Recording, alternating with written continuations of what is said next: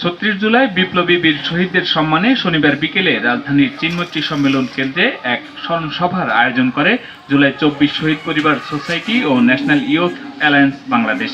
প্রধান অতিথি হিসেবে আমন্ত্রিত হলেও স্মরণ সভায় যাননি প্রধান উপদেষ্টা ডক্টর মোহাম্মদ ইউনূস। যদি তারা না আসবে বলে দিত আমাদের সময় নাই। এক বছরেও জুলাই হত্যাকাণ্ডের বিচার দৃশ্যমান না হওয়ায় ক্ষোভ প্রকাশ করেন শহীদ পরিবারের সদস্যরা। একটা অভ্যুত্থানের পরে একটা বিপ্লবী সরকার হওয়ার কথা ছিল, আজকে একটা বছর হয়ে গেছে। আমাদের ভাইদের জন্য কি করছে তারা? অগাস্টের ৫ তারিখের ভেতরে যদি জুলাই ঘোষণাপত্র না আসে তাহলে আমরা বাকি যারা আছি সবাই আবার রাস্তায় নামবো, যেটা ইন্টারিম গভর্নমেন্টের জন্য লজ্জার। সমস্ত উপদেষ্টা মণ্ডলীদেরকে ধিক্কার জানাই যে আপনারা শহীদের রক্তের সাথে বেইমানি করেছেন। চলতি মাসের মধ্যে জুলাই সনদ দিতে ব্যর্থ হলে সরকারের বিরুদ্ধে রাস্তায় নামার হুঁশিয়ারি দেন রাজনৈতিক দলের নেতারা।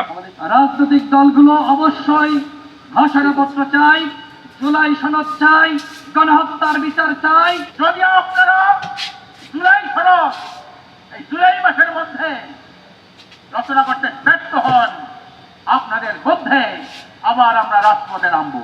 এই অন্তর্বর্তীকালীন সরকার বাংলাদেশের সকল শহীদ পরিবারের সাথে না বসে এই অন্তর্বর্তীকালীন সরকারের চেয়ার থেকে নিজেকে নামাতে পারবে না।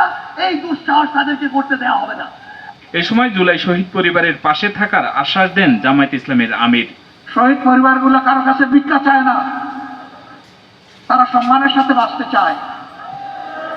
প্রত্যেকটি পরিবার থেকে উপযুক্ততা বিবেচনায় নারী হোক পুরুষ হোক সম্মানের জায়গায় তাদেরকে পুনর্বাসিত করেন, তাদের হাতে সম্মানের চাকরি তুলে দেন। এটার নাম কোটা নয়, কোটা হচ্ছে যুগ যুগ ধরে 14 গোষ্ঠীর কপালে যেটা ঝুলিয়ে দেওয়া হয়, ওইটার নাম কোটা। সম্মানিত শহীদ পরিবার, সিদ্ধান্ত যার যার।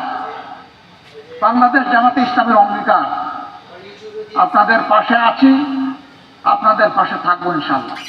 আন্তর্জাতিক অপরাধ ট্রাইব্যুনালের চিফ প্রসিকিউটর বলেন, দুনিয়ার কোনো কিছুর বিনিময়ে শহীদ পরিবারের ক্ষতিপূরণ সম্ভব নয়। আপনারা আপনাদের জীবনের শ্রেষ্ঠতম সম্পদকে হারিয়েছেন। বাংলাদেশের ৫৬,০০০ বর্গ মাইলের মধ্যে যত সম্পদ আছে, সমস্ত সম্পদ যদি আপনাকে দিয়ে দেওয়া হয়, আপনারা যা হারিয়েছেন তার ক্ষতিপূরণ হবে না। পৃথিবীর সমস্ত সম্পদের বিনিময়ে আমার প্রসিকিউশন টিমকে কেউ কিনতে পারবে না। Hasan Al Mamun, GTV news, Dhaka.